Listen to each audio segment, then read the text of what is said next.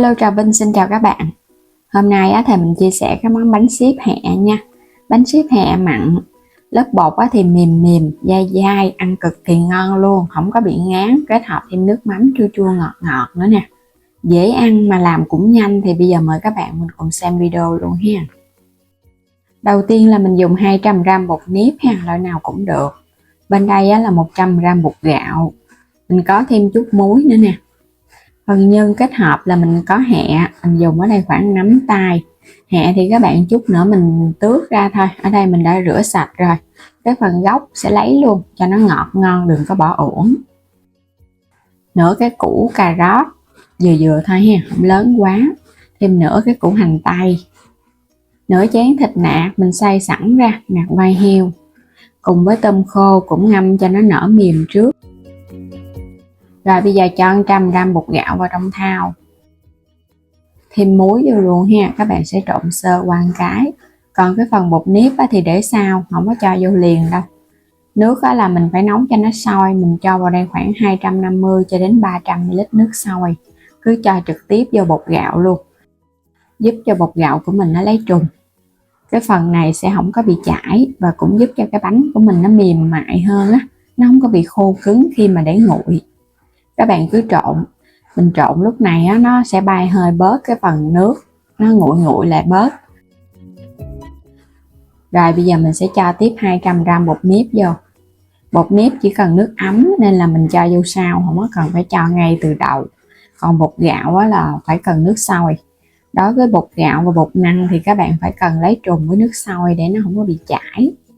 Mình dùng cái bánh này không có cần dùng bột năng, mình thay vào đó là mình dùng bột gạo và bột nếp. Thì mình thấy cái bánh nó sẽ mềm mại và nó dẻo, ngon hơn so với các bạn làm cái kiểu bột năng như ngày xưa. Trộn đều xong thì để qua bên cho nó nguội bớt. Bây giờ mình đi xắt cái phần hẹ nha. Hẹ thì các bạn sẽ xắt ra thật là nhuyễn luôn. Thì chút nữa mình làm cái phần bánh nó mới ngon, đừng có xắt to quá. Bánh hẹ là một món bánh truyền thống đặc trưng của người Hoa, vừa ngon vừa dễ mà mình ăn nó không có bị ngán. Hẹ nó cũng thơm, kết hợp vào trong phần bột nó tạo thêm cái hương vị đặc trưng cho bánh.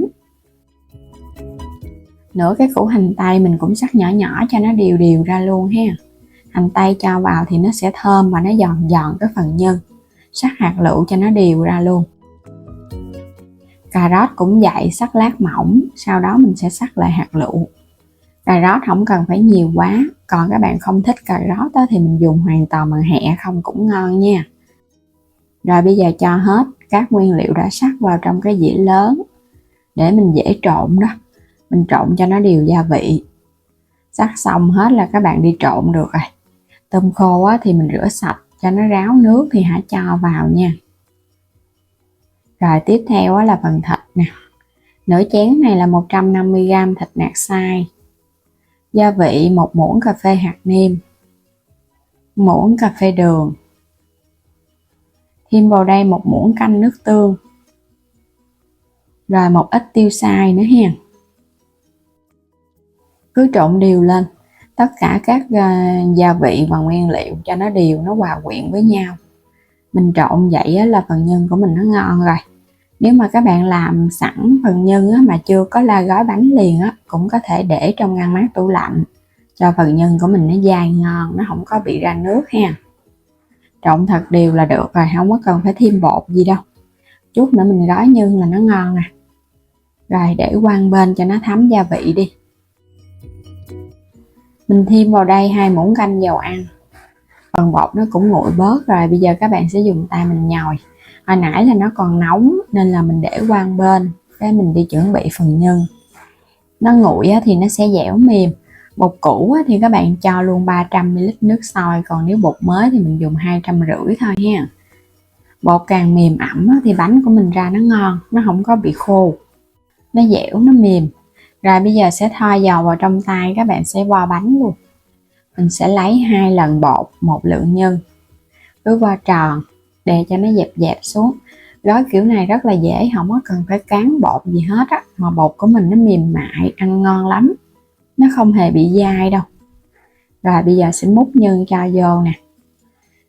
Các bạn làm mà với bột năng á, bột hơi khô là phải cán bột ra cho nó mỏng rồi mới gói bánh. Còn làm vậy á, thì không cần phải cán gì hết, cứ dàn dàn cho cái phần nhân á, nó bao phủ cái phần bột, cái bắt đầu mình túm cái mép cho nó sát vô vậy nè. Bánh hẹ nhưng mà mình làm theo cái kiểu giống như là bánh nếp mặn vậy đó. Rồi vậy là đã xong một cái bánh này ha. Thoa dầu vào trong tay để chống dính, lót ở bên dưới là miếng giấy nến hoặc là lá chuối. Làm cái nào thì các bạn sắp vào cái xưởng hấp luôn. Mình cứ làm tương tự nha, cứ lấy một cái cục bột, sau đó dàn mỏng ra cái gói nhân. Cứ 2 bột 1 nhân, đừng có làm nhiều bột quá cũng ngán, mà nhiều nhân thì nó sẽ bị lòi ra bên ngoài á, mình gói nó không có được sát. Bột dầu, phần nhân này đó các bạn nó trộn á, các nguyên liệu nó phải khô ráo nha, nó mới không ra nước. Còn các bạn mới rửa xong mà chưa có để khô á, là mình trộn nó sẽ bị dễ bị ra nước phần nhân lắm á. Tấm mép nó lại. Ở trong kênh mình có bán thêm các sản phẩm liên kết á, thì mời các bạn bấm vào góc trái video xem và lựa chọn sản phẩm mưu ủng hộ mình với ha. Hoặc là bấm vào ảnh kênh cái chuyển đến cửa hàng thì có nhiều sản phẩm hơn, giá cả phù hợp thì các bạn cứ lựa chọn và bấm chọn mua ha. Làm sẵn một đợt thì mình sẽ đem đi hấp, rồi sau đó mình hãy làm tiếp cái đợt thứ hai, chứ các bạn đừng có sắp chồng lên nhau, nó dễ bị dính. Hấp lửa trung bình 15 phút nha. Đủ thời gian là bánh nó chín, bột mỏng và phần nhân là do thịt sống nên là mình hấp tới 15 phút với lửa vừa. Còn nếu mà thịt chín là cái bánh này 10 phút là nó chín tại vì bột rất là mỏng luôn. Bánh làm xong lấy ra là các bạn nhớ mình phải quét lớp dầu lên trên cái mặt bánh để bánh nguội nó không có bị dính, và cũng như là nó không có bị khô, để cả ngày nó cũng không có bị khô nữa, bánh vẫn mềm mại và dẻo ngon.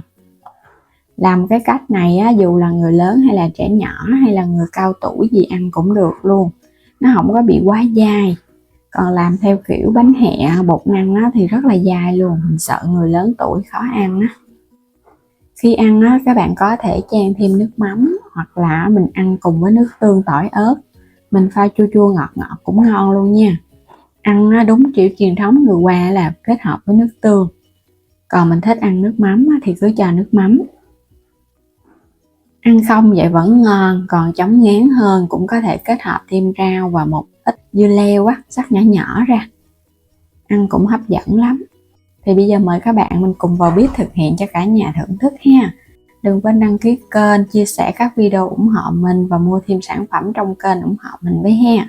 Xin chào tạm biệt, hẹn gặp lại các bạn ở những video tiếp theo.